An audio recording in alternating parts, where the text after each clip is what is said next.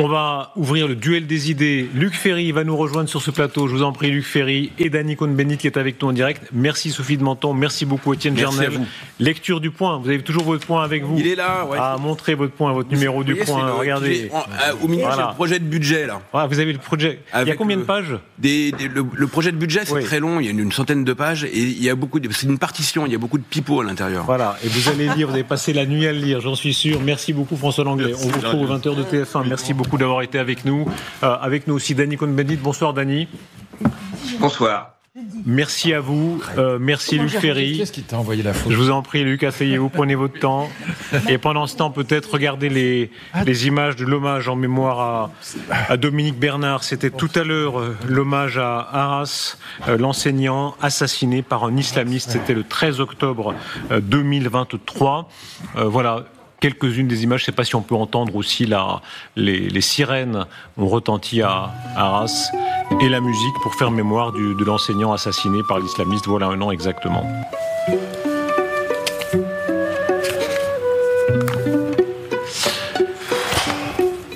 Luc Ferry et Dany Cohn-Bendit, un mot là-dessus sur la résonance de cet événement il y a un an. Est-ce que les choses depuis lors ont changé en réalité ? Luc Ferry. Non, c'est pas ça n'a pas changé. Il y a toujours un déni de réalité. Je reprends là un thème qui est cher à Dany. Il en parlera tout à l'heure sur le déni de réalité. Et je pense qu'on n'a toujours pas. On commence à prendre conscience des problèmes, mais on n'a toujours pas compris que. Voilà, il y a plusieurs types d'immigration et que évidemment il y a une hostilité très grande à la laïcité de la part des islamistes.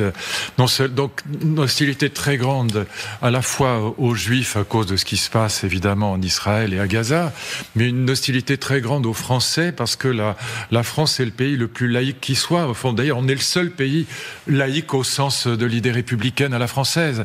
Et ça, c'est absolument détesté par les islamistes. Et donc, c'est vrai que voilà, à force d'avoir des événements qui troublent, qui choquent, qui attristent, que ce soit à Philippines, Lola, le proviseur qui est obligé de quitter son poste parce qu'il est menacé de mort, la professeure de français qui est tapée par une jeune fille parce qu'elle refuse de retirer son voile. Bon, les professeurs qui sont tétanisés d'angoisse quand ils commencent un cours sur la Shoah ou sur la laïcité. Bon, ça finit par être par être insupportable et surtout ça finit par traverser cette couche d'obscurité qu'on a jetée sur cette problématique, cette couche de cette volonté de ne pas voir la réalité. Voilà, c'est ça qui est en train de sauter aujourd'hui et malheureusement à cause d'événements aussi atroces. C'est mon premier poste à Arras, donc je vois exactement où c'est. Voilà, et c'était moi quand j'ai commencé à enseigner à Arras, c'était une petite ville, mais mon Dieu, on était dans une tranquillité absolue. J'avais des petits élèves adorables. Voilà, c'est dingue ce qui s'est passé depuis. Dany Cohn-Bendit, sur ce sentiment d'impuissance, est-ce que vous l'éprouvez aussi ? D'un côté, oui, Luc a raison. D'abord, je voudrais lui dire, il y a toujours des petits élèves admirables et très gentils à Arras. Il n'y a pas que des islamistes à Arras. Non, rien que, quand même, faut pas dénigrer Arras. Non, je voulais simplement dire, oui, on n'a pas trouvé encore comment lutter contre l'islamo-fascisme. On a plusieurs problèmes sur l'immigration, on peut en parler, et puis il y a l'islamo-fascisme. L'islamo-fascisme qui prend à la gorge même un pays non laïque, dans la définition de Luc, comme la Grande-Bretagne, qui prend à la gorge même dans un pays non laïque, l'Allemagne par exemple, où il y a des attentats islamo-fascistes qu'il y a eu ces derniers temps. Oui, nous n'avons pas trouvé la solution policière contre l'islamo-fascisme et peut-être que tout le monde doit essayer de comprendre là où il y a eu une complaisance face à cet islamo-fascisme parce que on ne voulait pas parce que c'est la vérité, dire que tous les musulmans sont des islamo-fascistes. Et donc, dans cette contradiction-là, on a peut-être été un peu borgne. Sur la peur diffuse, il faut vraiment lire la très remarquable enquête du Monde, nos confrères et consoeurs du Monde qui sont allés interroger la veuve de Dominique Bernard sur ce qu'il a vécu aussi avant l'assassinat, quand il parlait de cette peur diffuse, qui n'est pas seulement le fait de certains islamistes extrêmes, mais qui est une sorte de peur diffuse qui existe, quand il a dit à sa femme avant, je ne peux pas dire tout ce que je veux, je dois faire attention. Ça paraît incroyable qu'un prof d'histoire, dans une grande démocratie libérale comme la France, ait peur simplement d'enseigner sa matière. Non, mais c'est le cas de 80% des professeurs d'histoire quand ils abordent ces sujets-là. Quand ils abordent la Shoah, ou des professeurs, c'est les mêmes, puisque ce sont eux, pour l'essentiel, qui sont chargés de l'instruction civique, quand ils abordent les questions de laïcité. Mais c'est pareil aussi, puisque dans les programmes, il y a de seconde et de sixième, il y a des moments où on parle des grandes religions, des grands monothéismes, et c'est très difficile de parler de l'islam devant des musulmans. Et donc c'est évidemment que, au nom de l'amalgame, Dany le disait, au nom de l'amalgame, on voulait éviter de dire tous les musulmans sont des islamistes prêts à égorger les profs d'histoire. Évidemment pas. Moi, j'ai une nounou qui est marocaine, c'est un ange absolu. Elle a ma carte de crédit, elle a contribué à l'éducation de mes enfants et c'est une merveille. Ça va de soi que c'est pas la même chose. Et mon vieil ami Malek Chebel, qui a passé sa vie, qui est malheureusement plus avec nous de ce monde, mais qui a passé sa vie à défendre l'islam des Lumières, était un type formidable. Bien sûr qu'il faut éviter de mélanger tout.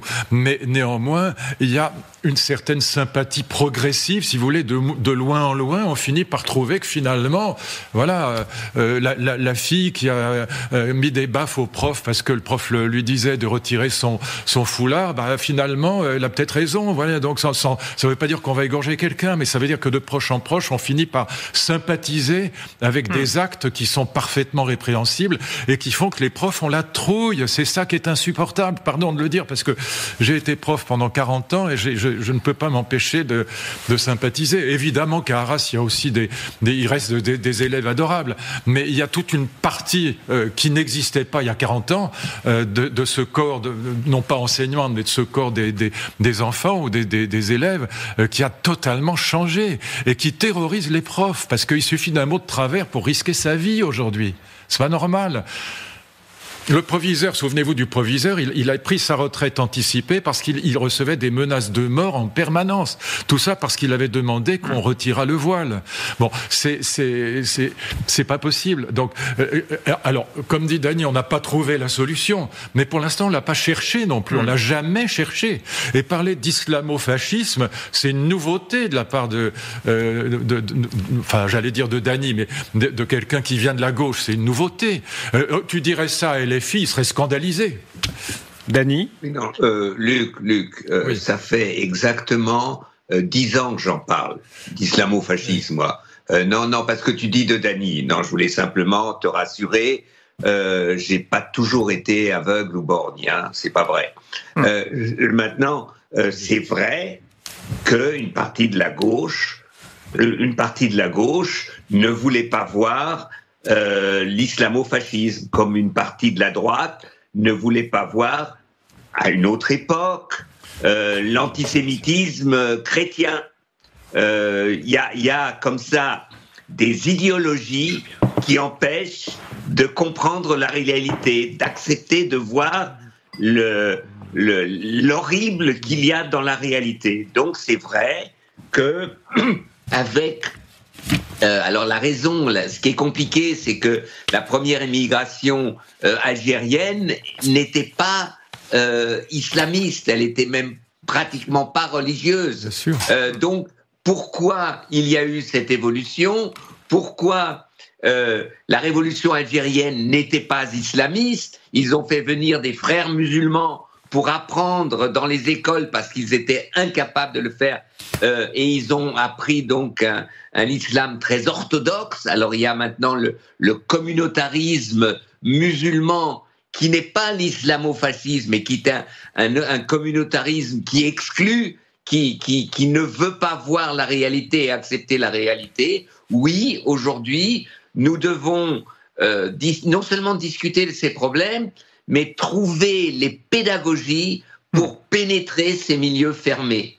Il y a la lutte policière contre l'islamo-fascisme terroriste et il y a la lutte sociétale, politique pour pénétrer les milieux fermés communautaires.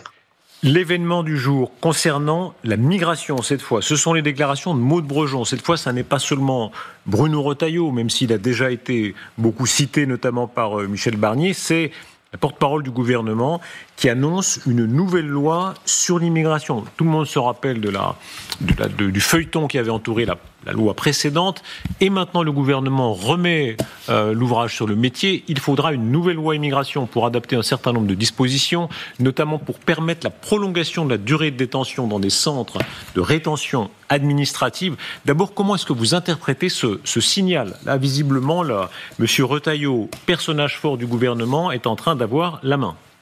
Mais Bruno Retailleau était un des artisans des amendements apportés à la loi Darmanin, donc la précédente loi sur l'immigration. Ces amendements ont été rejetés par le Conseil constitutionnel. J'allais dire Laurent Fabius, mais bon, disons le Conseil constitutionnel. Donc, et ça me gêne, encore une fois, que des politiques soient à ce niveau-là au Conseil constitutionnel. Mais c'est un autre débat. En tout cas, il se trouve que ces amendements qui durcissaient, comme on dit, la loi Darmanin, ont été rejetés par le Conseil constitutionnel pour des raisons de forme, pour des raisons, disons, procédurières, si vous voulez, et pas pour des raisons de fond. Donc il est tout à fait logique que Bruno Retailleau, arrivant à l'intérieur, ait envie de refaire passer les amendements qu'il avait mis en place et les refaire passer par une loi qui, cette fois-ci, prendra le temps de ne pas être retoquée par le Conseil constitutionnel. C'est assez facile d'éviter les écueils des précédents amendements, puisque c'était, encore une fois, pour l'essentiel, c'était de la forme, c'était pas le fond. Donc il suffit de reformuler les choses convenablement, d'avoir un bon juriste, et je pense qu'il doit en avoir sous la main, pour refaire passer ces amendements dans une nouvelle loi. C'est ça l'enjeu de cette loi. Donc c'est une loi évidemment qui durcira les conditions d'entrée, les conditions d'attribution du droit d'asile, etc. Bon, voilà, donc c'est assez prévisible, qui augmentera la durée de rétention possible. Enfin bon, c'est assez prévisible. Il suffit de regarder les amendements qu'il avait fait dans la précédente loi, sur la précédente loi, pour voir ce qui se profile à l'horizon. Donc c'est assez logique, Retailleau étant à l'intérieur, qu'il reprenne ses propres idées. Danny Cohn-Bendit, est-ce que Retailleau est en train de gagner, en tout cas, le bras de fer politique ? On va parler du fond dans un instant, mais en réalité, est-ce qu'il s'installe comme le personnage fort de ce gouvernement ? Ben oui. Vous savez, tout à l'heure, vous aviez un débat très intéressant avec des gens très, très, très fins qui ont dit « il faut dire la vérité ». C'était sur le budget. Moi, je lui dis « qui vivra verra ». Je ne vois pas encore les majorités dans cette assemblée dont a besoin Retailleau. Vous savez, l'assemblée, c'est pas Monsieur Retailleau. L'assemblée, c'est une majorité. Donc, qui vivra verra. S'il trouve une majorité, Luc a raison, le Conseil constitutionnel laissera passer des tas de choses. Est-ce que cela changera quelque chose de fondamental ? On verra. Je crois que c'est un effet d'annonce, comme l'effet d'annonce de Michel Barnier quand il va dire toute la vérité sur le budget. Je trouve que en ce moment, on ne peut. Moi, je pense, si on veut vraiment changer les choses, on peut d'un côté durcir. J'ai pas peur de le dire. Durcir pour essayer d'arrêter, de freiner l'immigration illégale, mais tout cela ne sera crédible si, d'un autre côté, on dit la vérité aux Français, comme on doit le dire aux Allemands, aux Italiens et tout ça, que l'Europe et la France aussi a besoin d'une immigration et qu'il y aura dans les années à venir une augmentation de l'immigration légale.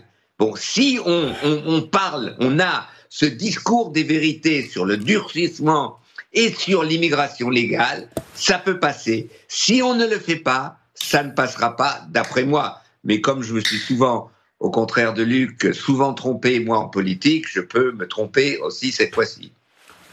Disons que moi, je sais pas que je me sois pas souvent trompé. Disons que j'ai jamais changé d'avis. C'est-à-dire, j'ai toujours été gaulliste, donc j'ai pas navigué en passant de l'extrême droite à la gauche ou de la gauche à la droite. J'ai jamais changé. Donc, alors on dira qu'il y a que les imbéciles qui changent pas. Donc, je suis sûrement un parfait crétin, mais j'ai toujours été gaulliste et donc de ce point de vue-là, j'ai rigoureusement pas changé. Moi, je crois, alors nuance ou peut-être un peu plus qu'une nuance par rapport à Danny, c'est le seul sujet sur lequel le Parlement peut voter une loi. C'est le seul sujet sur lequel ce gouvernement peut avoir la majorité, presque à coup sûr. Il suffit que Retailleau propose des choses qui soient validées par le Rassemblement national, et sur ce sujet-là, je vois pas de grande différence entre eux. Et dans ce cas-là, si le bloc central, qui est quand même censé soutenir le gouvernement, continue à soutenir le gouvernement, si je compte bien, le Rassemblement national, c'est quoi, 144 députés, le bloc central, c'est un peu plus de 220, donc il a la majorité. Donc paradoxalement, je pense que pour Michel Barnier, c'est un énorme atout, parce que c'est pratiquement, je dirais, le seul sujet sur lequel il peut avoir la majorité au Parlement, Dany.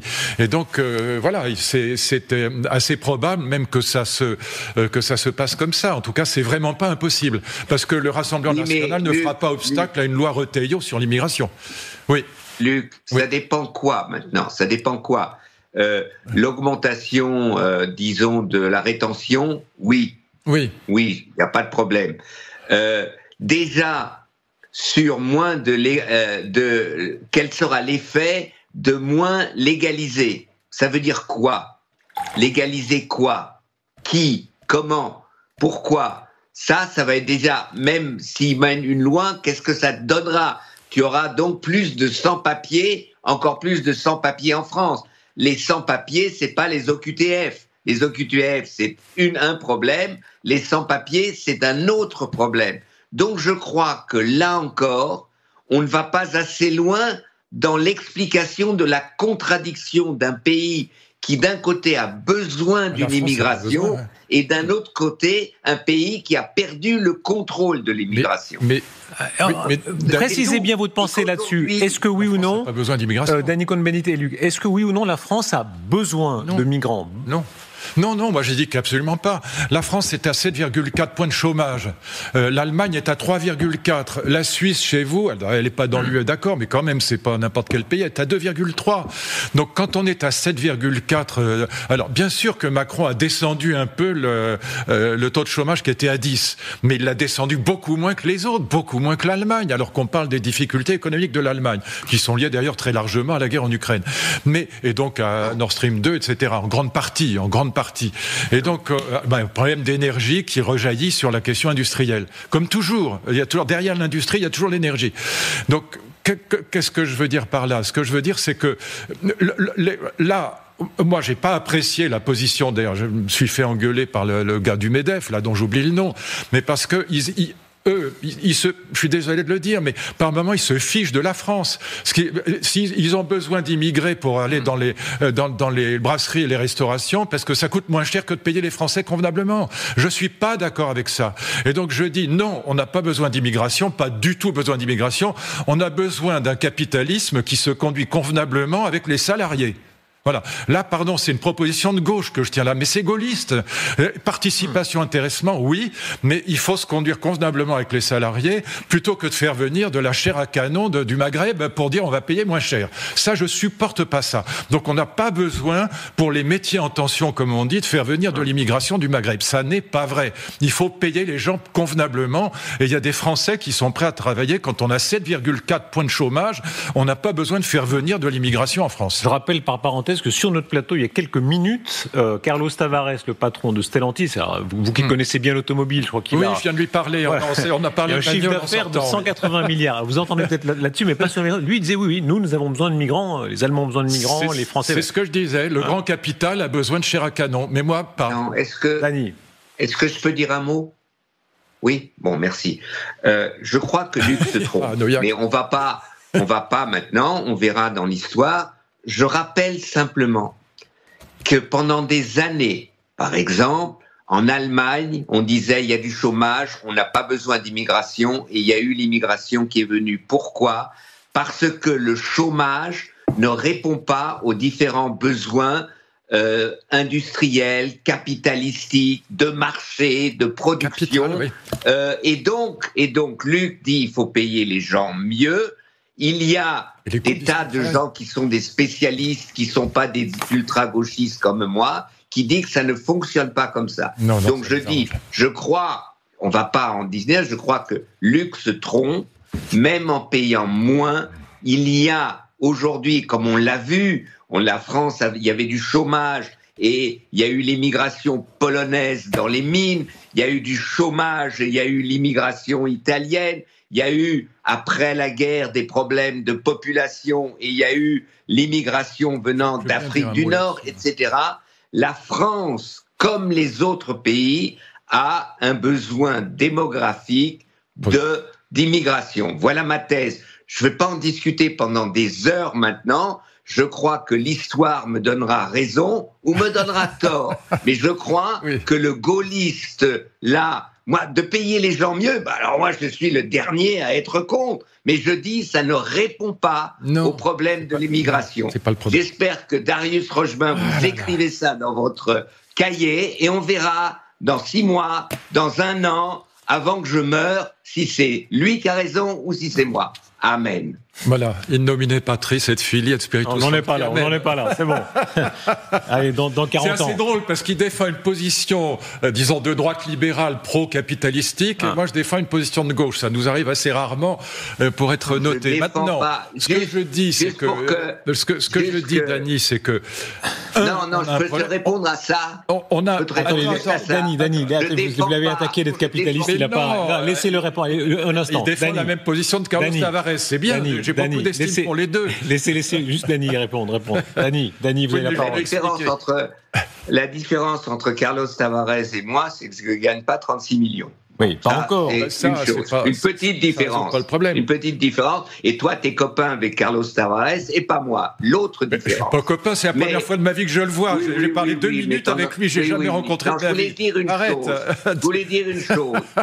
Ce n'est pas la position capitalistique, c'est une position de vérité face à l'évolution démographique de nos sociétés. Alors, moi, Peut-être que je me trompe, mais disons que ça, c'est mon analyse que je reprends, qu'on peut revoir dans beaucoup de journaux. D'ailleurs, par exemple, vous avez fait, Darius, vous avez fait l'éloge du Monde dans leurs analyses.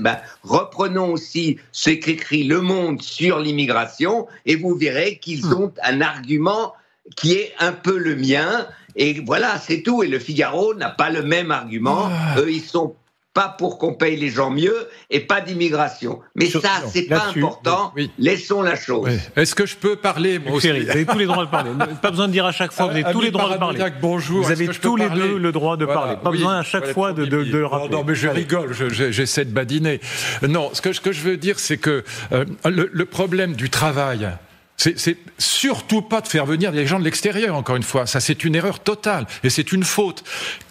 Quel est le problème ? C'est pas simplement un problème de rémunération. Toutes les enquêtes d'opinion sur le travail montrent que c'est un problème de bien-être au travail et de sens du travail.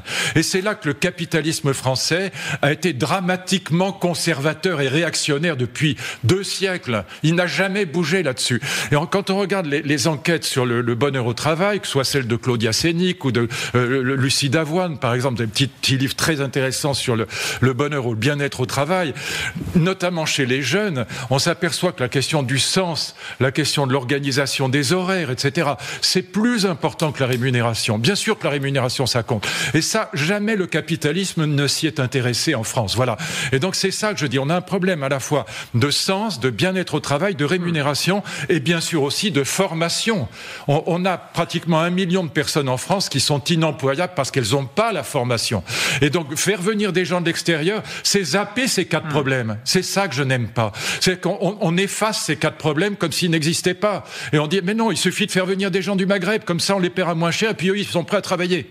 Non, ça, je ne veux pas de ça, Dany. Voilà. Je dis qu'il faut travailler sur le sens, sur le bien-être au travail, sur la rémunération et sur la formation professionnelle. Et si on fait venir les gens de l'extérieur, on zappe, on occulte ces questions. Et c'est un immense sujet. Voilà. Et donc, c'est pas... Bon, alors, il y a certains pays pour lire. Sur la formation... Non, d'abord, Luc a raison. Il a raison que sur le bien-être au travail, sur l'organisation du travail, déjà André Gortz, dans les années 70, l'avait bien démontré, que un des problèmes de nos sociétés, c'est que les salariés ne se sentent pas bien à l'usine, au travail. Ça, c'est vrai. C'était c'est ce qui a amené, en défendant ses positions, la CFDT à devenir le premier syndicat en France, parce que c'est le premier syndicat qui a pris ces revendications et les a poussées et a tenté d'améliorer les choses dans les entreprises, dans les bureaux, etc. Donc là, il a tout à fait raison. Je crois qu'à part cela, quand je vois ce qui s'est passé, l'intéressement, la cogestion, tout ça en Allemagne, ça existe, et pourtant, il reste ce problème. Donc je ne dis pas que sur la formation, il a raison, ça serait complètement idiot, je ne dis pas, on laisse les gens, on ne les forme pas, etc., et il reste quand même un problème démographique. L'Allemagne en est la démonstration, l'Italie en est la démonstration, l'Allemagne a fait d'énormes progrès sur la formation, et d'ailleurs l'exemple sur la formation, c'est l'Allemagne, qui est formation dans les entreprises et dans des écoles spécialisées, etc. Il reste, et je le maintiens, un problème démographique qui oblige certains pays à l'immigration. Voilà. Maintenant, arrêtons, on n'est pas d'accord, on verra. Oui, alors qu'on soit d'un avis ou de l'autre, qu'est-ce qui est en train de se passer en Europe ? Est-ce que les tabous sont en train de sauter de tous les côtés, pour le meilleur ou pour le pire ? Donald Tusk, qui est la figure libérale européenne, il faut rappeler que quand il a succédé au gouvernement très à droite qui précédait, en Europe, en Pologne, on applaudit pour dire « Ah voilà, en face d'un gouvernement plus modéré, plus européen, etc. » Il a des propos que ne renierait pas Orban en Hongrie ou d'autres quand il dit nous n'allons pas respecter ou appliquer aucune idée européenne qui enfreigne notre sécurité. Je pense ici au pacte migratoire et au contexte d'immigration. Et il dit qu'il veut suspendre partiellement le droit d'asile en Pologne pour lutter contre l'immigration illégale. Pologne, on peut peut-être faire la liste. Monsieur Retailleau en France, Monsieur Scholz en Allemagne, qui veut rétablir des contrôles aux frontières provisoires. Monsieur Tusk, on vient de le dire, Madame Meloni en Italie, Frederiksen, c'est la première ministre danoise qui est citée en exemple souvent par les mouvements nationalistes ailleurs. Très dur, Danemark, c'est extrêmement sévère. Très Orban, sévère. Évidemment, on pourrait continuer longtemps comme ça. Il y a beaucoup de sociodémocrates dans le lot. Est-ce que l'Europe est en train de virer entièrement ? Moi, je pense qu'il y a une raison majeure. Il y a deux raisons, à mon avis. Dany est spécialiste du sujet. Moi, je vois deux raisons. D'abord, les succès de Madame Meloni ont bouleversé tout le monde. C'est quand même, voilà, limitation de l'immigration illégale de 67%, et immigration choisie qui augmente considérablement. Donc ça, c'est un peu un modèle. Et donc ça a marché. Alors pendant 2 ans, c'était plutôt catastrophique les résultats. Et là, d'un seul coup, elle a réussi. Bon, avec encore une fois des accords avec la Tunisie, la Libye. Bon, on va pas revenir là-dessus, on l'a déjà dit. Donc je pense que ça, elle a secoué un peu l'Europe. Et puis deuxièmement, moi je pense qu'il y a quelque chose qui est quand même qui commence à frapper les esprits fort heureusement un peu partout. C'est la montée de l'antisémitisme. Enfin, en France, la montée de l'antisémitisme, elle est dingue. On a un antisémitisme qui est monté en France comme jamais depuis 1942. Jamais. Voilà. Même en 2002, quand j'ai fait la loi sur les signes religieux à l'école, j'ai fait à cause de ça, il y avait la deuxième intifada, on avait 200% d'augmentation d'actes racistes ou antisémites, mais là c'est encore pire. Et c'est dans toute l'Europe. Il faut regarder ce qu'a fait l'enquête qu'a faite Fondapol, Dominique Régnier. C'est dans toute l'Europe et on voit très bien qu'on a affaire à un nouvel antisémitisme. Je le dis à mes amis à chaque fois, c'est pas l'antisémitisme catholique, c'est pas l'antisémitisme raciste et hitlérien, c'est l'antisémitisme du Sud global qui voit en Israël le bras armé, le dernier avatar de la colonisation occidentale, américaine, capitaliste, etc. Et donc je pense que cette montée de l'antisémitisme partout en Europe de l'Ouest, elle a fait comprendre que cet antisémitisme était lié directement à une certaine immigration. Évidemment pas à toute l'immigration. Il y a des gens formidables qui viennent en Europe, mais c'est lié évidemment à l'islamisme. Voilà. Et donc c'est un antisémitisme d'origine islamiste et qui est lié, qui explose à cause de la guerre à Gaza et qui touche tous les quartiers, toutes les banlieues de l'islam, comme dit Keppel. Voilà. Et ça, je pense que ça a secoué quand même beaucoup de gens. Dany. Alors, là encore, je vais m'efforcer d'être un peu plus vrai. Donc, en Pologne, le problème, c'est l'immigration d'Ukraine. Les seuls immigrés, vraiment, c'est plus de 2 millions, ce sont des Ukrainiens. Alors la Pologne, d'un côté, défend avec raison l'armement de l'Ukraine parce que l'Ukraine doit continuer à s'opposer à Poutine. Et en fait, ce que veut Tusk, c'est que les Ukrainiennes et les Ukrainiens ne viennent pas en Pologne, mais restent en Ukraine pour se battre.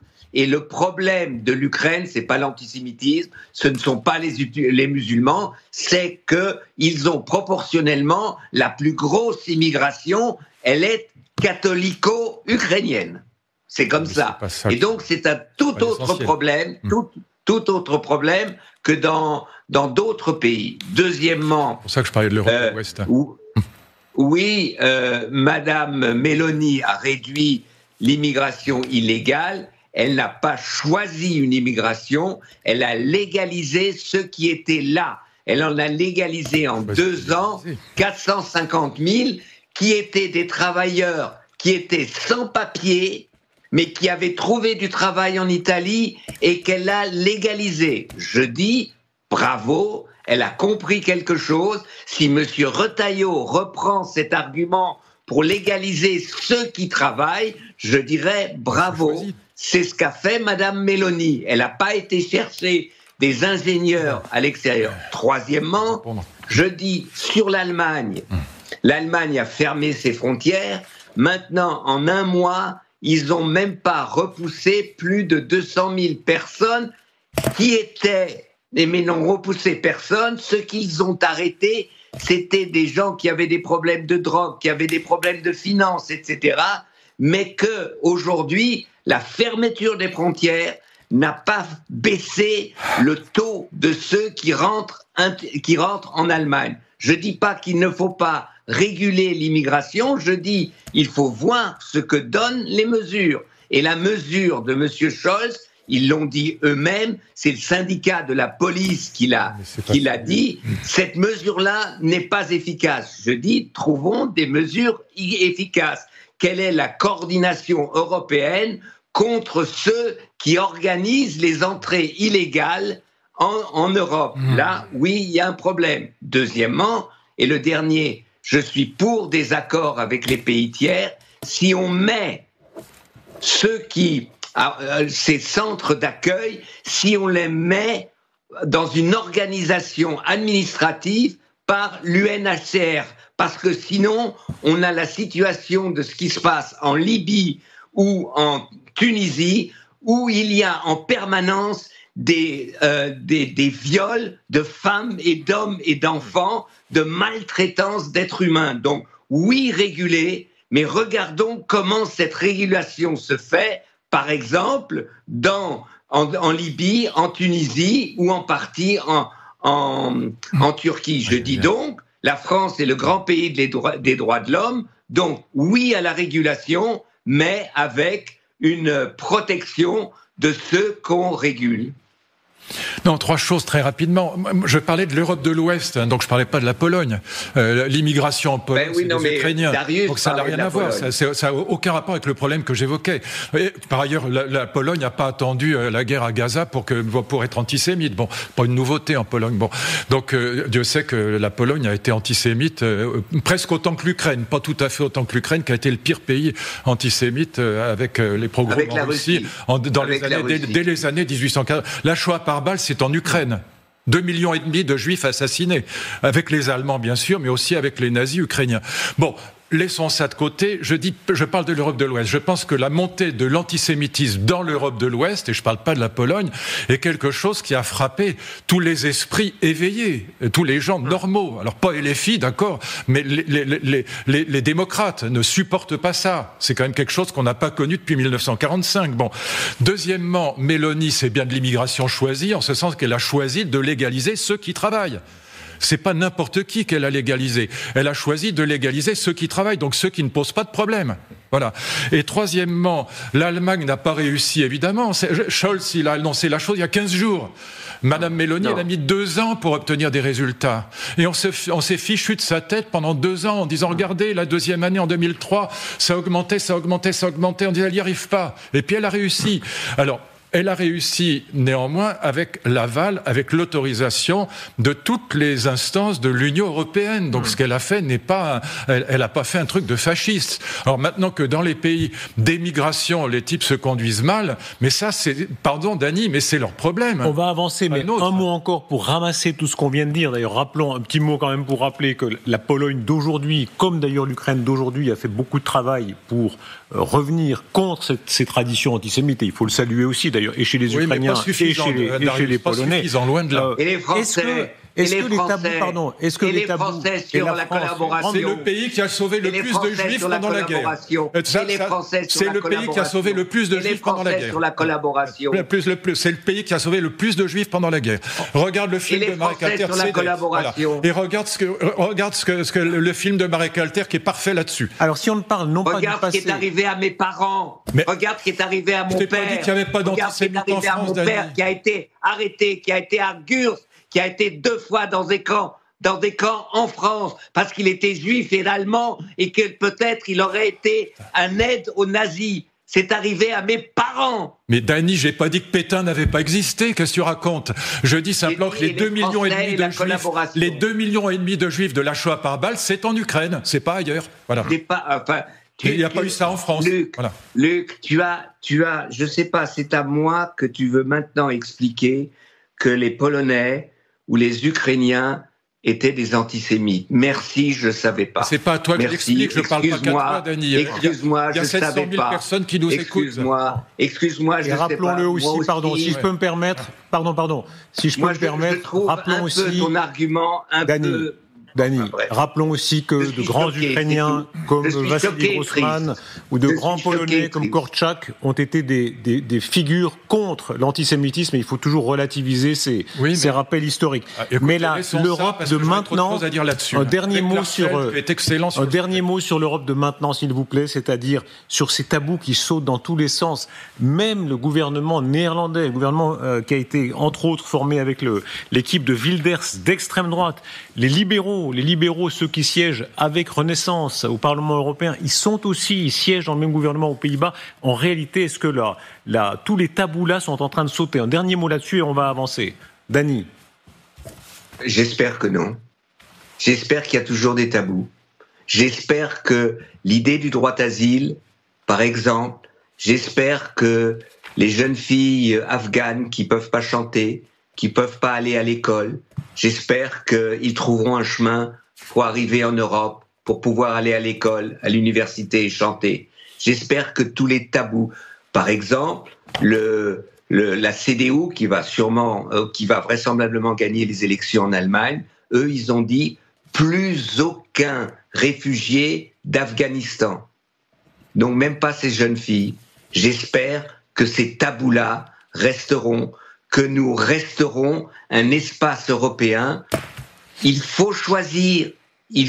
On n'a pas été assez clair sur la régulation. Mais j'espère qu'on ne va pas jeter le bébé avec l'eau du bain. Le droit d'asile, c'est quelque chose de fondamental. Et ce que dit Monsieur Wilders, et ce que dit, par exemple, le candidat du FPE en Autriche, c'est plus de droit d'asile. Aucun droit d'asile. Si c'est ça le futur de l'Europe, eh bien je trouve ça dramatique. Une figure qui, outre-Atlantique, réunit beaucoup des thèmes qu'on a vus, c'est Elon Musk, soutien absolu de Donald Trump. On va reparler plus tard dans l'émission de la campagne de Donald Trump qui retrouve de la vigueur. Elon Musk remporte des succès, c'est l'image qu'on va voir avec sa méga fusée qui a réussi un vol d'essai de près de 9 minutes. Ça pourrait être une première décisive avant la réutilisation du lanceur lourd. Il faut rappeler que le but, c'est la colonisation de Mars. Oui. Voilà, ces images sont extrêmement impressionnantes de la puissance que gagne, puissance financière, d'invention.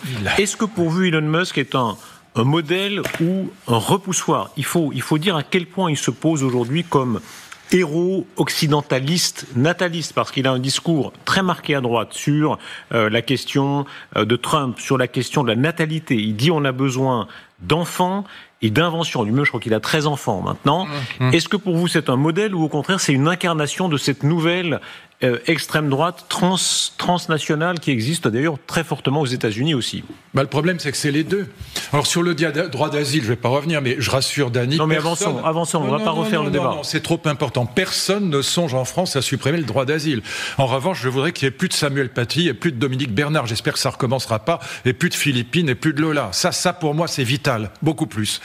Je reviens à Elon Musk. Elon Musk est les deux. C'est à la fois un néolibéral qui soutient Trump, qui est un climato-sceptique, qui gère sa boîte de manière assez avec une brutalité qui est insupportable. Bon, mais en même temps, sa fusée, il faut bien comprendre les choses, elle a 20 ans d'avance sur Ariane. 20 ans d'avance sur Ariane. Et il a une infrastructure, il peut en fabriquer 1000 dans l'année qui vient. Vous vous rendez compte? Et par ailleurs, il a sorti ses robots Optimus. Juste un mot là-dessus, parce qu'il y a des gens qui disent l'intelligence artificielle aura peu d'impact dans le monde du travail. Mais les robots Optimus qu'il a sortis, regardez-les. Que ceux qui nous écoutent fassent l'effort d'aller regarder. C'est dingue de chez dingue ce qu'ils sont capables de faire. Ils peuvent faire les devoirs aux enfants, ils peuvent servir à table, ils peuvent aller faire les courses. Il y a une séquence où il y a un gars qui demande au robot Optimus, un robot humanoïde, est-ce que tu peux m'apporter un jus de fruits avec de la pastèque. Et le robot lui apporte 3 minutes après le jus de fruits avec de la pastèque, et le robot, pour rigoler, lui dit « Alors, est-ce que je m'en tire bien ?» Et il y a un gars qui lui dit « Mais alors, qu'est-ce que tu peux pas faire ?» Et il lui répond en rigolant « Je peux pas être aussi humain que toi. » Et on peut parler avec eux comme on parle mieux qu'avec la plupart des humains. Et donc, ça va avoir un impact sur des centaines de millions d'emplois. Voilà. Trump, ce soir, dit qu'il le prendra comme secrétaire d'État. Il l'annonce ce soir sur Fox News. Il dit « Si je suis élu, je prendrai Elon Musk comme secrétaire d'État, dit-il, à la réduction des coûts. Oui. Moi, je vous conseille de ne pas y aller, mais bon. Écoutez, les exemples de ministres de la société civile n'ont pas toujours été fantastiques. Le mien était grandiose. Oui, non, mais à part, c'est ce que j'allais dire, à part Luc, évidemment. Non, je voulais dire par là, pour moi, il n'y a pas de doute. C'est Elon Musk est pour moi le symbole d'un capitalisme capable et terroriste.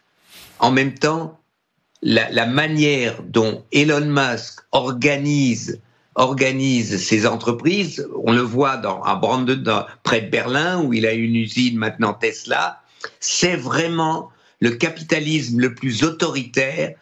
Et où il peut, et comme en fait ce land a besoin d'une réindustrialisation, il exploite cela d'une manière incroyable, et c'est l'image d'un capitalisme américain en voulant diminuer le plus possible la protection des salariés dans le travail. Et si, quand Luc parlait du bien-être au travail, ce n'est pas dans les usines d'Elon Musk qu'il y a le bien-être au travail. Alors maintenant mais j'ai pas dit que tu as dit ça, je dis simplement, j'essaie de mettre ensemble tout ce qui va ensemble. Et je crois que le capitalisme de Trump, Elon Musk, et c'est pas rien, on peut pas dire il est climato-sceptique. Dans un moment, il nie, c'est un de ces personnages politiques, pardon, il y en a beaucoup, qui nie la vérité. Il nie la dégradation du climat. Il fait une conférence de presse, les pieds dans l'eau en Floride, et il dit « mais ça n'a rien à voir avec le réchauffement climatique ». Je crois que c'est dangereux. Ça ne veut pas dire qu'il n'y ait pas une intelligence derrière. Pour être méchant, c'est vrai que Hitler a construit des autoroutes en Allemagne. C'est vrai. C'est vrai qu'il a été capable, d'une certaine manière, de relancer l'économie allemande. Oui, c'est vrai, contre l'inflation, mais le prix politico-social de l'organisation de politique pour arriver à sa solution, c'est démocratiquement très dangereux. Mais le problème, c'est que les démocrates en face sont pas bons non plus. Je veux dire, quand on voit les étudiants démocrates wokistes arracher les photos des otages israéliens, on a envie de vomir. Et donc le problème, c'est qu'on a aux États-Unis, malheureusement, on a affaire à deux partis qui sont insupportables. Les deux pommes de discorde entre eux, c'est la question de l'avortement, et la question de l'écologie et du réchauffement climatique. C'est deux pommes de discorde absolues entre républicains et démocrates. Voilà. Mais le problème, c'est ils ont chacun des défauts qui sont tels. La montée de l'antisémitisme, la haine d'Israël aux États-Unis dans les universités américaines à cause du wokisme démocrate, c'est insupportable aussi, Dany. Tu vois, c'est ça le problème. C'est pour ça que moi je suis déchiré. J'ai pas dit le contraire. Non, mais j'ai pas dit le contraire. Mais on parlait d'Elon Musk. Moi, je parlais d'Elon Musk et du modèle de société. Pardon. Non, mais tu dis que tu votes Kamala Harris si tu étais américain. Moi, je suis déchiré parce que j'ai enseigné aux États-Unis. C'est un pays dans lequel j'ai vécu. Bon, et donc je me retrouve assis entre deux chaises pour parler élégamment parce que je sais pas pour qui voter entre Kamala Harris et Elon Musk, j'allais dire, et Trump. Ils sont tous les deux épouvantables à mes yeux. Voilà. Ouvrons la perspective, s'il vous plaît, Luc et Dany, sur la semaine à venir, cette grande bataille parlementaire qui commence, l'économie française à l'heure de vérité. Est-ce que la France peut restaurer ses finances et est-ce que le gouvernement Barnier peut survivre à cette tempête financière, économique, tempête politique? Il va y avoir des centaines d'amendements qui vont bousculer ce projet de budget. D'abord, vos impressions sur ce budget. Tout à l'heure en plateau, il y avait Carlos Tavares, le patron de Stellantis, 180 milliards de chiffre d'affaires, qui disait en substance l'impôt est de retour et c'est une mauvaise nouvelle parce que ça va tirer l'économie vers le bas. Ça va amener un peu d'argent maintenant, mais ça va coûter plus cher à long terme. Est-ce que vous partagez ce point de vue? Évidemment, mais surtout que les grandes entreprises comme la sienne ou comme LVMH, les grandes entreprises, elles ont cette capacité, face à ce qu'elles considèrent comme une agression, de pouvoir délocaliser leurs services, par exemple de broker, dans le quart d'heure, de pouvoir serrer la masse salariale, c'est-à-dire produire du chômage, et puis d'arrêter des projets, c'est-à-dire d'arrêter d'œuvrer à l'innovation et à la compétitivité. Par ailleurs, ça ne rassure pas les marchés financiers, ça ne rassure pas les agences de notation, ni l'Europe, parce que c'est idiot comme mesure.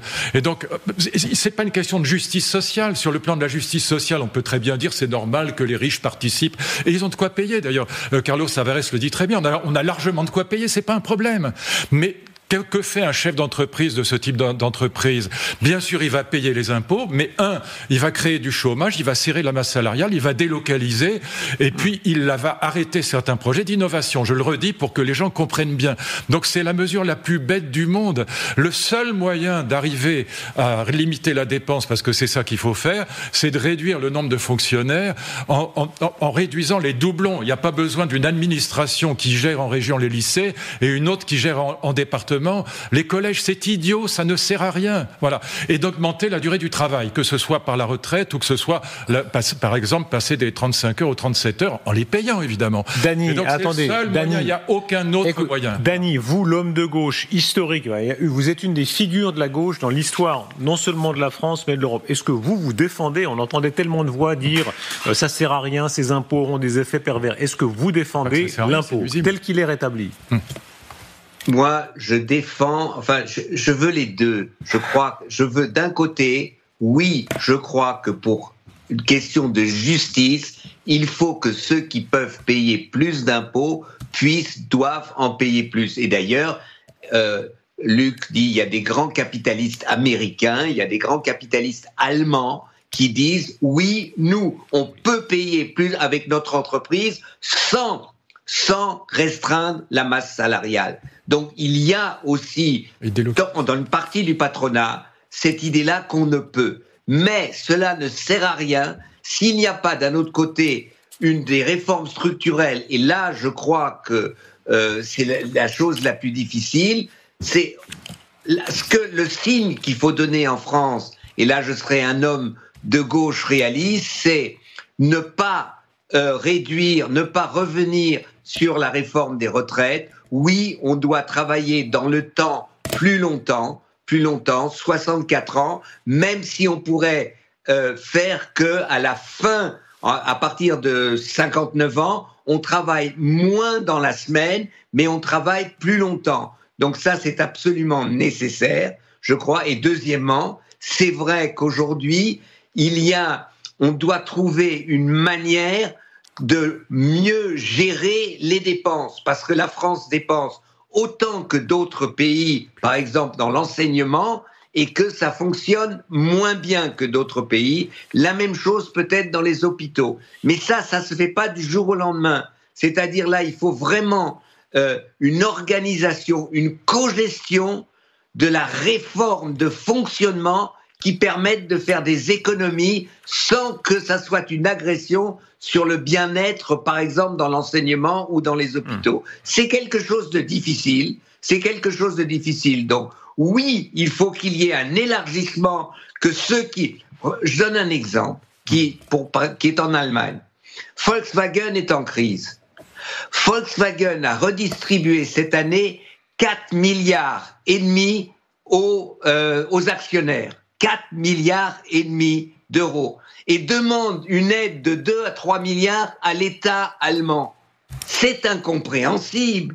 Vous distribuez 4,5 milliards aux actionnaires et vous voulez une aide par investissement pour investir pour la nouvelle voiture électrique. Ce n'est pas compréhensible, ce n'est pas juste. Donc, c'est là qu'il faut faire la part des choses d'un côté comme de l'autre.